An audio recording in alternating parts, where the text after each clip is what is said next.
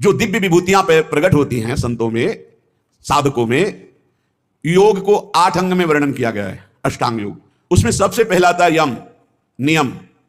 तो पहला यम, यम ही 5 प्रकार के होते हैं।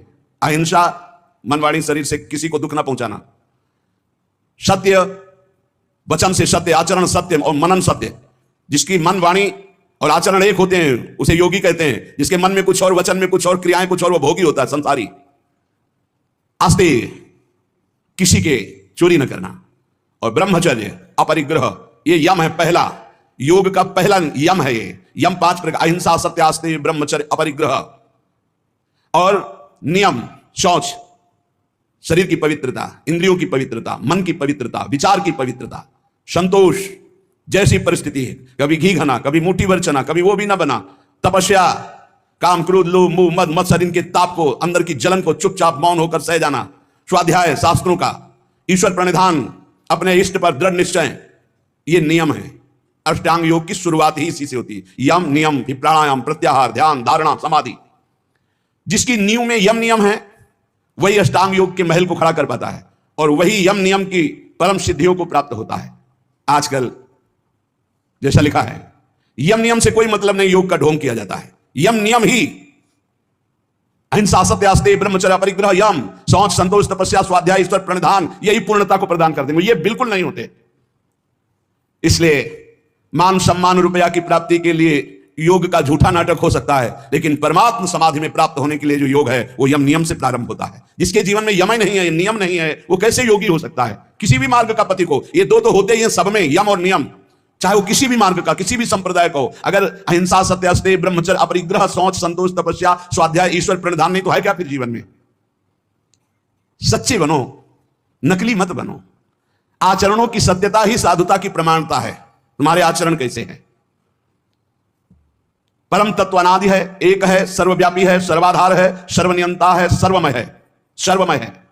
उसके अस्तित्व का अस्तित्व है, उसके प्रमाण को अनुभव करना है। श्री हरिवंश प्रमाण मनम। चेतना तो सब में, चेतनत्व रूप में परमात्मा विराजमान है, आनंद समुद्र सब में विराजमान है। कौन डुबकी लगा पा रहा है? इसलिए बस प्रार्थना हम तुमसे कर सकते हैं कि भगवान से चाह करो कि मुझे शुद्ध भगवत प्रेमी महात्मा, शुद्ध ज्ञानी मिल जाए। और जब संत मिल जाए तो संत की आज्ञा पर अपने जीवन को न्यौछावर कर दो। संत सेवा, संत आज्ञा, ये तुम्हें परम पद में पहुंचा देगी। तुम संत को तौलने की चेष्टा मत करो।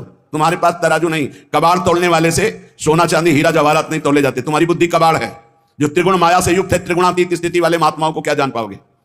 संत जिससे तुलते हैं वो तुला ही तुम्हारे पास नहीं हो, तराजू ही नहीं है। श्रद्धा और भक्ति और विश्वास के द्वारा तुम उनके रहस्य को जब वो बताना शुरू करेंगे तब जान जाओगे। इसलिए केवल तुम आज्ञा पर रहो। जिस समय तुम किसी भी संत के थोड़े अंश को जान जाओगे कि ये क्या है, तो तुम चकित और आश्चर्यचकित होकर गर्व करोगे कि भगवान की अपार कृपा, मुझे ऐसे महात्मा का संग मिला। जिन बातों को तुम असंभव मानते हो, जो तुम्हारी धारणा में भी नहीं है, जो तुम कल्पना से भी नहीं सोच सकते, उससे बहुत आगे संत स्थिति होती है, जिसे संत कहते हैं। अविश्वासी, अश्रद्धालु, अज्ञानी, ये लाख बताया भी जाए तो ये नहीं मान सकते हैं, क्योंकि मानने के लिए जो स्थिति चाहिए वो श्रद्धा। बिना श्रद्धा के, प्रथम हृदय श्रद्धा जो करे, आचार्य जन जाय अनुसरे, जहां जहां हरिवंश के। श्रीमद भगवद गीता जी में श्रद्धावान लभते ज्ञानम तत्परासहितेन्द्रिया। श्रद्धा, श्रद्धा। मोह में फंसी हुई बुद्धि संत का प्रमाण पत्र चाहेगी। दुनिया की चाहे जितनी बुद्धि लगा लो, जहां उनकी स्थिति वहां पहुंच नहीं सकते। वहां पहुंचने के लिए सर्टिफिकेट की आवश्यकता नहीं है। वहां पहुंचने के लिए मन बुद्धि को अर्पित करने की जरूरत है। मन बुद्धि को अर्पित कर दो संत सदगुरुदेव के चरणों में, धीरे धीरे जान जाओगे। संत ब्रह्म है, ब्रह्म स्थित ही संत है। ब्रह्मपरायण, ब्रह्ममय, ब्रह्मज्ञानी, परमात्मा, बहुत बड़ी बात करें, परमात्मा के वो आश्रय हैं, परमात्मा हैं, परमात्मा के प्यारे हैं, परमात्मा के शिष्य हैं, परमात्मा के आश्रित हैं, परमात्मा के आश्रय हैं। संत भगवान की दिव्य नित्य लीला में डूबे रहते हैं।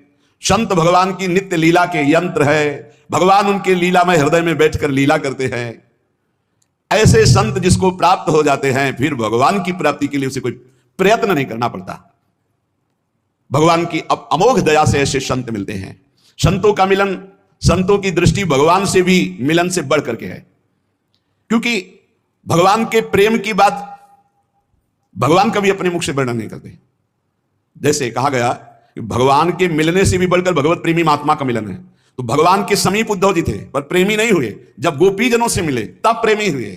भगवान के प्रेम महल की बातें तो केवल प्रेमी महली जन ही बता सकते हैं, वो भगवान भी नहीं बताएंगे। भगवान आंसुओं का रहस्य नहीं बताया उद्धव को, जाओ गोपीजनों के पास जाओ तो वहां जान जाओगे मेरे आंसुओं का रहस्य। भगवान के रहस्य का पता भगवत प्रेमी महात्माओं से लगता है। इसीलिए भगवान की अहेतुकी कृपा माने जब हमें संत समागम प्राप्त हो, वो जो भगवान की छुपी हुई रहस्यमयी प्रेम की बातें हैं वो प्रकाशित करते संत जन। तुम केवल अवगाहन करो तो रस बरसाएंगे, तुम केवल आनंद स्वाद के लिए पिपासु बनो, ऐसे ऐसे नहीं, ऐसे अहंकार से भरकर नहीं, अवज्ञा नहीं, अवहेलना नहीं, ऐसे छल कपट नहीं, जो कहोगे वही करेंगे, करना कुछ नहीं, छल कपट नहीं, ऐसे जैसी आज्ञा वैसे आप कहो अभी प्राण त्याग दें, बस इतनी जरूरत है। जीवित मर जाए उलट आप में समाये है दिलगिरी। अरे अखिल कोटि ब्रह्मांडों का मालिक मिल जाएगा तो कौन सा भाई भव बकाया रह जाएगा भाई।